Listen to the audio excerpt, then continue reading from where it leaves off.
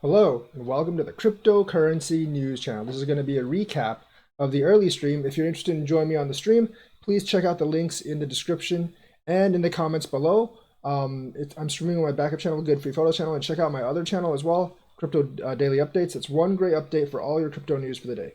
Let's actually get started now on today's recap. So Chainlink had more good news. So hybrid blockchain maker Kadena has added Chainlink to price feeds. Now, the project is headed by former JP Morgan blockchain leads and has inked a deal to use Chainlink's existing off and on-chain oracles for pricing Kadena-based assets. So they're going to use Chainlink oracles again. These oracles are super popular. Some people say like oracles are easy to make. They're really not that easy to make. Researchers have said they are actually complex, and they do actually recommend third-party use for most things. So beginning with Kadena, co-founder Stuart Popejoy said in a phone interview, for Kadena, which markets itself as a high throughput alternative to both Bitcoin and Ethereum blockchains, Chainlink will provide developer tools for decentralized applications based on Kadena's packed smart contract language. So Chainlink, even though it's Ethereum based, it can handle more than Ethereum based coins. So it's providing oracles for Kadena. KDA itself has yet to be listed on any secondary markets, but Popejoy said the token would be listed on two top 10 cryptocurrency exchanges by the end of Q3 2020. So look for Kadena as well. It looks like it's got some good support, and now Chainlink is actually helping Kadena. And they basically said Chainlink has figured out how to incentivize an ecosystem of multiple players with their Link token. They're already able to enforce certain concepts of governance and data quality just by having a diversity of vendors. For Chainlink, the Kadena integration amounts to another non-Ethereum blockchain subscribers to its price feeds. Tezos and Polkadot announced integrations earlier this spring. Chainlink is like really kicking ass, guys. I mean, like they're getting like partnership after partnership each week with different blockchains, and they can do both Ethereum and non-Ethereum blockchains. So Chainlink is definitely an investment you should look at if you haven't looked at it already.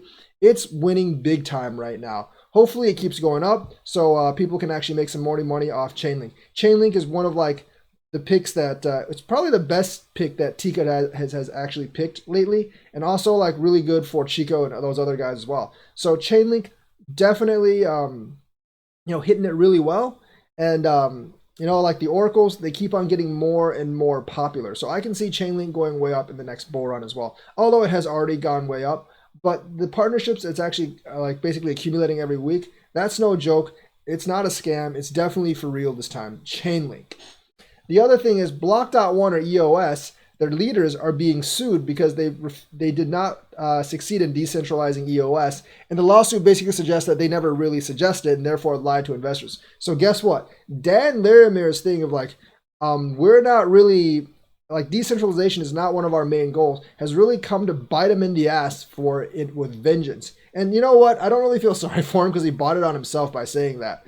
So there's a cryptocurrency investment fund has launched a class action lawsuit in a U.S. court against Block.one and EOS's high command, arguing the fraudulent scheme failed to deliver on its primary purpose of decentralization. And I don't think it was really ever a purpose because Dan Larimer basically said himself that decentralization wasn't one of the main purposes. The Crypto Assets Opportunity Fund, CAOF, along with individual investor Johnny Hung, has accused Block.one CEO Brendan Bloomer, CTO Dan Larimer, and CSO, Chief Strategy Officer Brooke Pierce, and former partner Ian Gregg of trying to capitalize on investor fervor for cryptocurrencies in 2017 to host an illegal securities sale. In a strongly worded filing with the Southern District of New York, so all these guys are either filing in New York or California.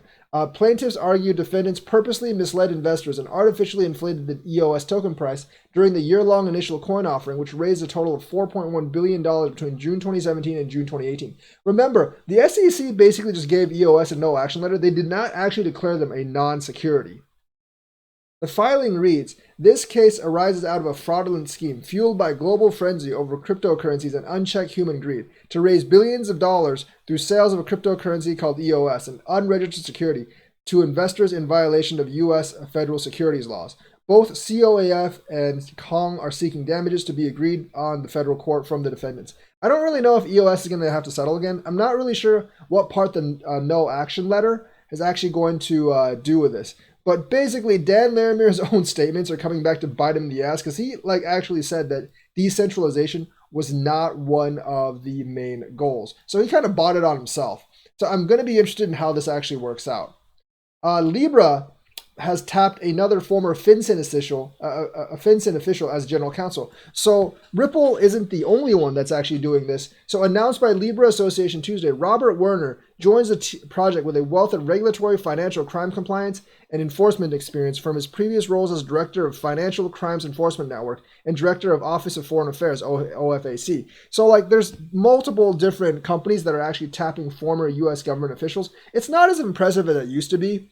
And it doesn't really mean they automatically win if they tap these guys, but they are like a lot of these guys are lawyering up to actually get their things through the SEC. Libra obviously has been attacked by regulators, so they're hiring former regulators to fight the current regulators.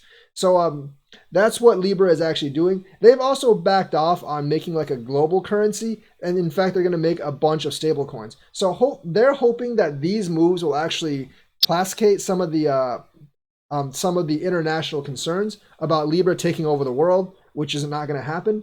And hopefully Libra project can actually move forward, because I would actually like to see like a currency on Facebook that actually people use. I think that would be interesting, and that would actually make payments a lot faster for Facebook users. And I know a lot of people would actually use it. If you don't trust Facebook, fine, don't use it. But for those of us that want to use it, don't bother us. We actually want to use it. Actually, I probably won't use it because I have other ways to pay people like Zelle and Venmo. But you know, I actually hope this does go through, and this general counsel guy can actually help them get Libra in the United States. So that is the news for today. Let me know what you think. Like and subscribe and hit that bell notifications button. Thank you and have a nice day.